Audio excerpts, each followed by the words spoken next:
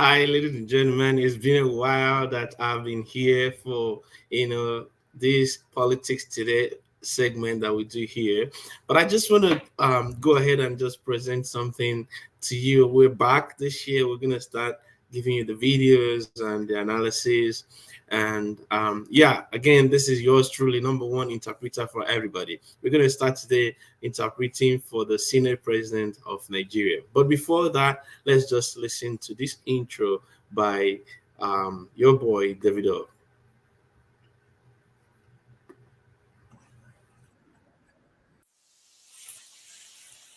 All right, so 30 billion for the account. That's where we're starting today.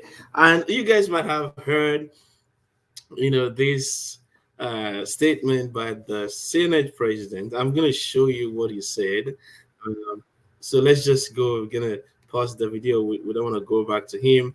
We're just gonna look at what the Senate President said. So let's look at him and we're gonna analyze and interpret for him. This is amazing what is happening in the country. So this is the Senate President, Akpabio, Godswill Akpabio. Each state governor has received additional 30 billion.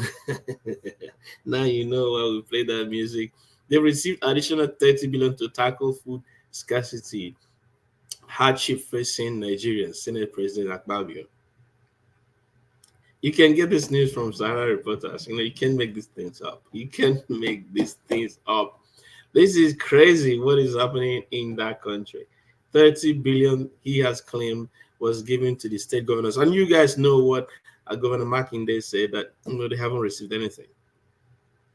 Now, what is going to blow your mind is that this statement came from the Senate President. But let me show you a quote. Let me show you what he says somewhere down in the body. So just read with me. I'm gonna make this big so you guys can see where the country is. Let's make it big so everyone can see where the country is right now. Look at this. I'm gonna zoom it in. So please just read with me. I must say that unverified report has it that each of the state governments in the last few months has received additional 30 billion from Federal Inland Revenue Service outside their normal allocation from the Federation account to assist them in ameliorating the food situation. We believe that every state government should utilize the funds so received towards ensuring that food is available. First of all, you are the Senate President. You can't be quoting unverified sources. Okay? The Senate President should never be quoting unverified sources. Never. Even if you thought it, you don't say it. You have to verify. You are the Senate President. You have people that have oversight to everything in the country, including the FIRS. You have people in the Senate that have oversight to these guys. You could verify. You could call someone and verify that this is the truth, and not embarrass the nation. From sending prayer to people's mailboxes to now quoting unverified source. You are the Senate President. So after the president, the vice president, according to Nigerian Constitution, the Senate President is third in line. You are way that way up there. So you should be able to verify these sources before quoting them, right? But then let me just go back because I just want our people to see what these guys are talking about. So over the last couple of months, they say they have removed fuel subsidy, and because of that, they've saved some money.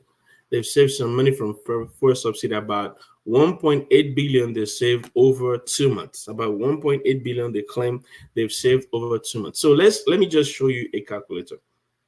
We're gonna do this together. All right, let's do this together ourselves. Right. So you've given 30 billion.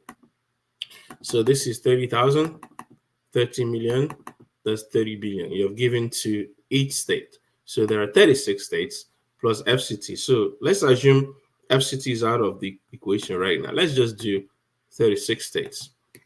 So that is 1.08 billion or trillion, sorry, 1.08 trillion, right? 1.08 trillion. And you have saved over 2 months about 1.8 trillion in fuel subsidy.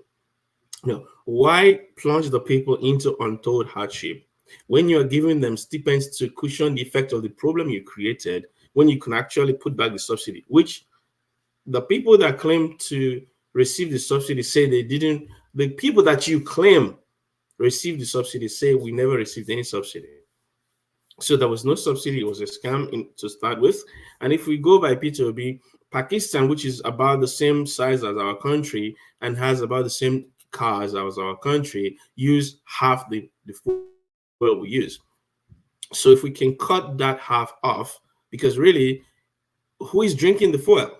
This is quoting P2B. So if we take that half off, so let's say there's other half that you're paying subsidy for. You're claiming you save 1.8 trillion from subsidy over 2 months. So that means you could actually have saved maybe twice that amount, right? Because really, or maybe that amount over 4 months, because really there's nothing like subsidy for the other half, right? So if you were paying subsidy for real, it would have cost you about 0.9 trillion for the 2 months. So that your 1.8 trillion over 2 months would have been covered for 4 months. So the hardship you threw the people into, you could have averted that for 4 months. And this is talking about savings for only 2 months. That savings that you claim for 2 months could have helped the people for 4 months. You see how hard things are in the country. On the 5th of February, the bag of 50 kg rice was going for about 65,000 naira. On the 12th of February, that same bag of rice was going for 77,000 naira. That's an increase of 12,000 naira.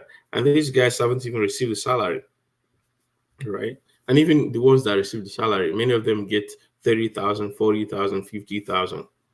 So they can't even buy a bag of rice.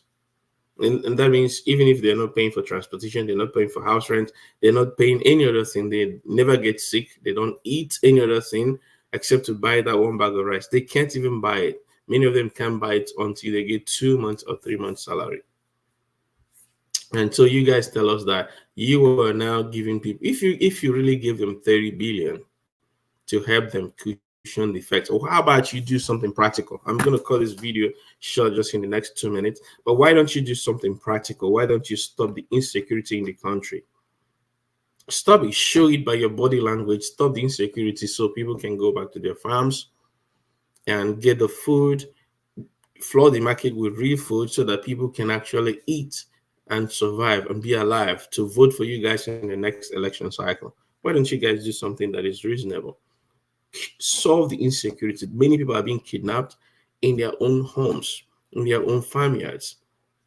Solve the insecurity. Let the people get back to the farms. Let the food prices come down. Then you can talk about removing the subsidy. Please put back the subsidy. Stop giving them 30 billion or pay back. Just pay subsidy worth this amount. How the price of fuel went from 198 to 600 in one night, and you still want the people to survive, and you guys are telling us to be patient. People are patient. Nigerians are very, very patient people, but let's not take them for a ride. Let's not take them for a ride. Let's do something reasonable. Just think about it. Let's not take them for a ride. And Senate President, we've interpreted for you today. Please don't quote unverified sources. You are the Senate President, just in case you don't know. You are the Senate President. You are top there. You are the eight when it comes to legislature. You are the eight. You have to verify. You can't quote unverified sources. You have to know. If you don't know, ask your subordinate. Ask the Senate committee that has oversight on FIRS. Let them tell you before you make the statements. All right. So, guys, this will be it for today. We're just coming back to videos. We'll be doing more videos. You guys know what's going on in the nation. But I also want to tell the people to be patient. Be patient because it won't be long. It won't be long. In the language of heaven, they say "Otako denjo," right? So after a while, it's gonna be all right. It won't be forever. So very soon it will be well. It will be well. All our prayers are being heard, and very soon help will come. Help is on the way. So just stay steadfast. Help is on the way. Help is on the way. The people are really suffering, government. The people are suffering, Babylon. The people are really suffering. Let's do right by the people. Let's do right by the people. There's a reason we're elected in offices to help the people. Let's do right by the people. So I'm going to end it here. It's been yours truly, number one interpreter for everybody. And today we just interpreted for our Senate President, Godswill Akpabio. All right. We'll see you next time. Peace.